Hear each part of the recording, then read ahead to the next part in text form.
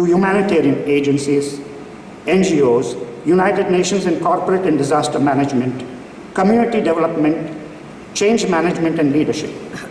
He strongly believes that unarmed truth and unconditional love will have the final word in reality.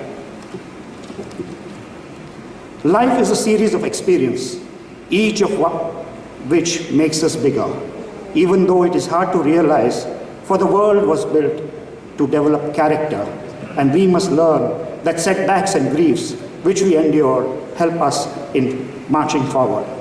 Vikas has received many laurels for his excellent work in the field of international development and humanitarian service. The list is very exhaustive, but some important ones are: in 1999, a gold medal from the Nehru Yuva Kendra, Ministry of Sports and Youth Affairs.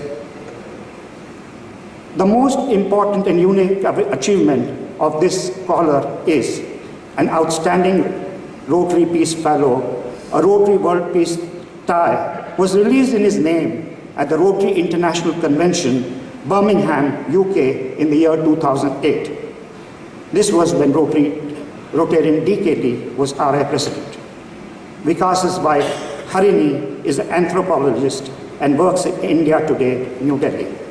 His son Sujas is 4 years old and daughter Sahasra is 8 months. It is said that success is not final. Failure is not fatal. It is the courage to continue that counts, and that is what has kept Vikas going. Friends, without wasting much time, I proudly present to you a person par excellence, Mr. Vikas Gora.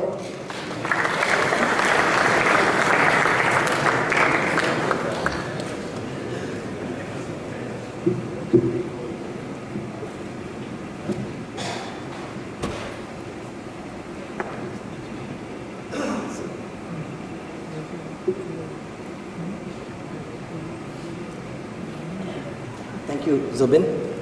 That's indeed half of my speech. Thank you very much. Ladies and gentlemen, namaste and good morning.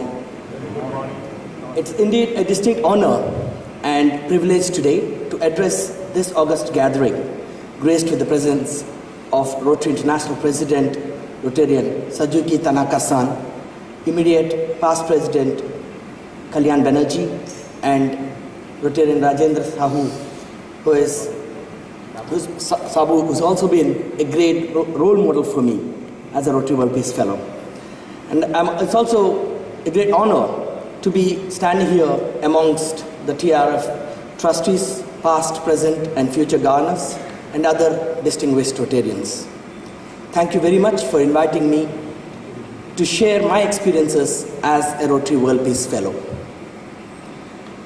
This Rotary Foundation seminar is a timely intervention at this point in history, wherein we have seen that there is a dichotomy of situations happening globally.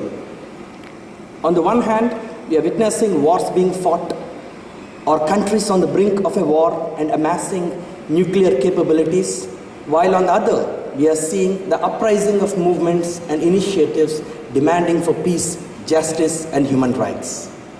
There is mass uprising in the Arab world, commonly known as the Arab Spring, which resulted in the toppling of regimes through non-violent protests. We are seeing that non-violent action is the path commonly being traveled by the masses today. Amongst all this, there are outstanding efforts such as that of Nobel laureate Aung San Suu Kyi, who has demonstrated how non-violent social action for democracy is possible in the midst of military oppression. There are many efforts of individuals who in their own capacities are fighting for peace and justice around the world. I would like to start with a quote from Aung San Suu Kyi, which reads as, "Absolute peace in our world is an unattainable goal, but it is one towards which we must continue to journey. The journey in hope that peace would prevail is the foundation for any non-violent social action." As Mahatma Gandhi once said, we are constantly being astonished at amazing discoveries in the field of violence. but I maintain that far more undreamt of and seemingly impossible discoveries will be made in the field of nonviolence. This, to me, is seen in the exemplary efforts of Rotary in making peace possible through all its efforts and initiatives, more so specific, the Rotary World Peace Fellowship Program. A journey back in time, I remember that my introduction to the good works of Rotary has been in the late 1980s. While in my schooling, I was campaigning for polio awareness, going door to door, persuading families to get their children inoculated.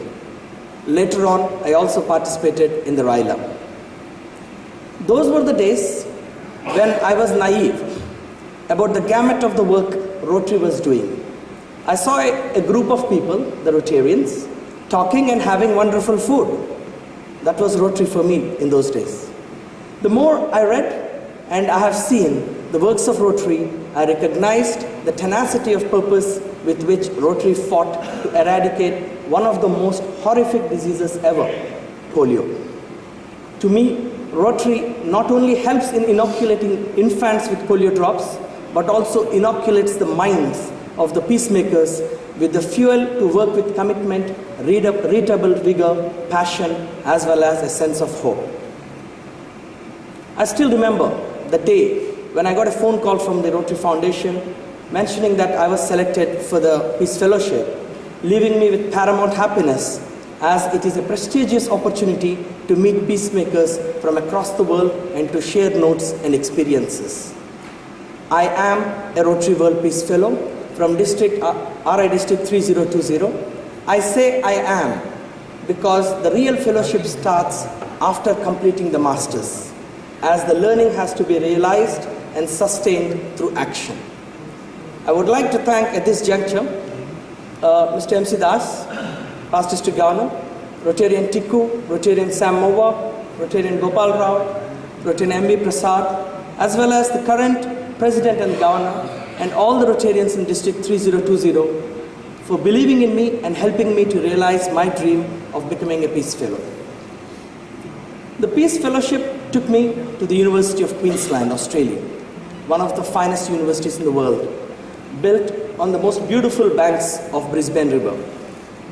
With me were other Peace Fellows from Brazil, Fiji, US, Zambia, and Zimbabwe. Along with us, we also had highly talented students from various parts of the world who were AusAid, Qantas Fellows, and previous Rhodes and Chevening Fellows. Still, we were the most envied, in a positive sense, for the immense support which we used to get from the local Rotarians. Thanks to the design of the program, we had a family far away from home, which is very unique to any fellowship or scholarship in the world. Mr. Merv and Margaret Richards were my hosts and still continue to be my family in Australia. They helped me to blend in and to respect the local culture and the moorings in Australia. It was 12 years working outside the classroom kind of an environment. I was attending a formal university. You can imagine, after being a free bird for 12 years, going back and sitting in a class for 45 minutes every day, initially it was a tough task. However, I felt that the battery of world-class professors and a great learning environment at the University of Queensland has helped me to interact and learn about the global scenario and to gain a panoramic view of issues that are impacting the lives of millions of people who are caught up in the web of circumstances. The entire Master's program challenged our own self-certainties by engaging us in activities such as simulations and mock negotiations, which we would not have been exposed to in our ordinary lives. During the Masters, we discussed topics related to disarmament, negotiations, human rights, peacekeeping, peace building, conflict resolution, politics of development, the UN, to name a few, which were very well tailored to cater to the present demands for finding alternatives and building one's own capacity and skills in a holistic manner. The Masters was about a deep dive inquiry process where we were able to engage and provide input from each individual's perspective as we did come from humanitarian and peace-building experience. While we failed at providing simple solution to the world issues, as we all know that there is nothing called a peace pill which will cure the ills of the conflicts, we did indeed make our patchwork of ideas richer in content, something we were all eager to apply in our work. As a part of this unique fellowship, we were given an opportunity to work in any institution that works in line of our passion. My passion is humanitarian assistance and disaster management. I went to the United Nations for Regional Development, Disaster Management and Planning Hyogo office in Kobe, Japan. Japan has always fascinated me, a country which taught the world why peace is so important. At the UN, I helped design training programs on disaster management. During my stay in Japan, I did get to visit various historical places like Hiroshima, Nagasaki, Kyoto, and Tokyo as well, and spoke at the Hilton Osaka Minami Rotary Club and met many committed Japanese Rotarians. I learned 2 words in Japanese, greetings and thank you. And that made a great difference for me because I could connect with the local Japanese. What I have seen is that even though the world is divided by languages, Rotarians speak the same language: service above self and doing good in the world. My visit to Hiroshima stands out for me, a place which touched my heart. As Mahatma Gandhi once said, an eye to eye makes the whole world blind, was clearly demonstrated wherein the bombing of Hiroshima and Nagasaki destroyed generations. It is so important to learn from the lessons history has taught us so that we can uphold peace in the world now and in the future. As an integral part of the Masters again, we got an intensive research opportunity on a topic of our interest.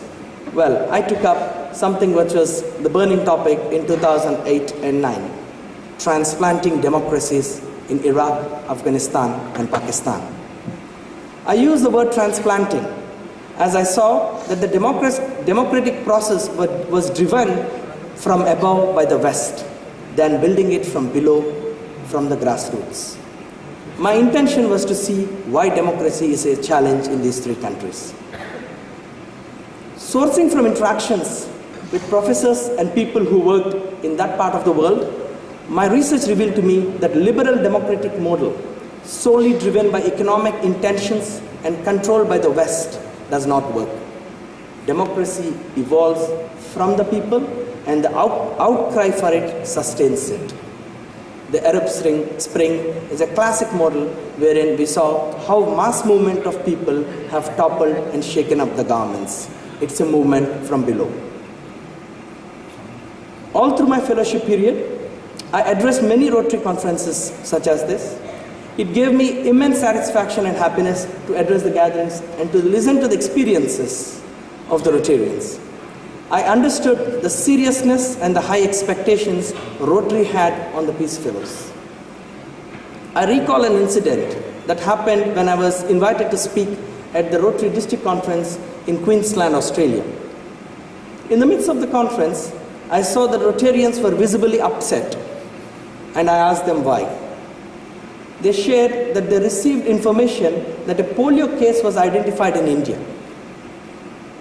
With so much of effort each Rotarian is putting to eradicate polio from the face of the earth, a single case out of 1 billion in India, still it is seen as unacceptable. The crux I see is Rotary recognizes great value for life of a human being.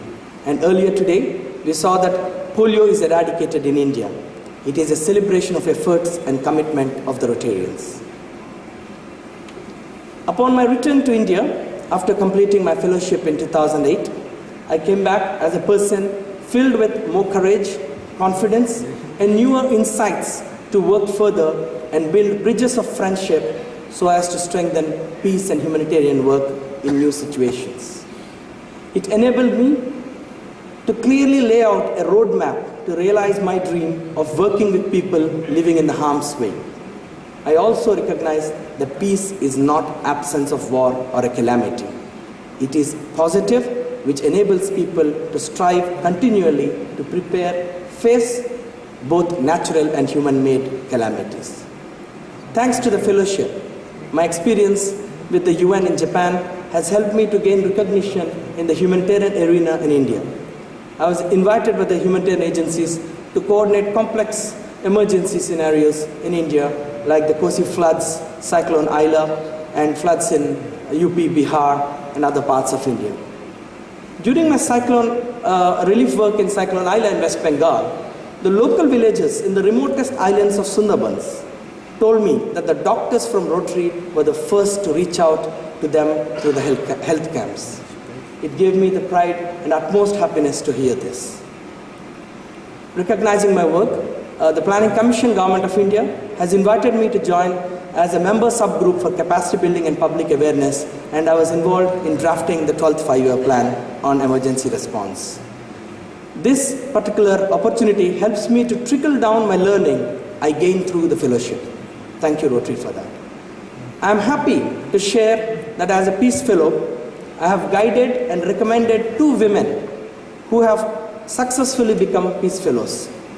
One was from Nepal, who has completed her studies from ICU, Japan, and was the first Peace Fellow from Nepal.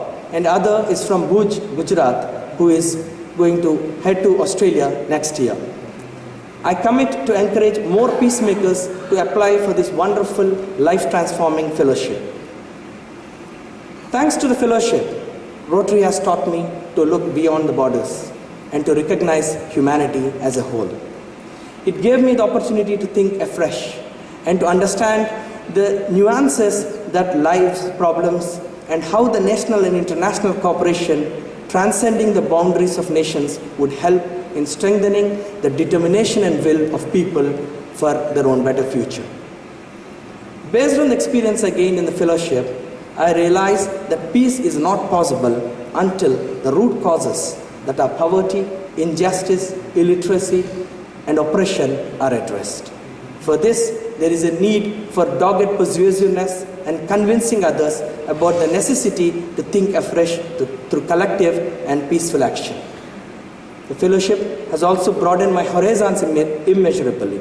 It has provided me with a whole new range of issues that I wanted to explore through my work, through a wonderful network of Peace Fellows around the world. As the saying goes, wars begin in the minds of the people, and hence the best defenses against wars must be built in the minds of the people. Hence, it is important to invest in the peace builders, to make them partners in progress and in peaceful resolution of conflicts. I can surely say that every penny you invested in me and other Peace Fellows is worth, as it helps in creating ripples of change to strengthen peace globally. I have a dream that one day Rotary receives the Nobel Peace Prize. As Rotary has been in the forefront of amelioration of human suffering, which made a difference in the lives of millions of people, blurring the borders and divides. I thank you for giving me this opportunity to share my experience, some of my experiences as a Peace Fellow, which was an unforgettable experience for me and helped me to sail better into the journey of life commitment towards peace and humanitarian work. Thank you, Rotary. Thank you.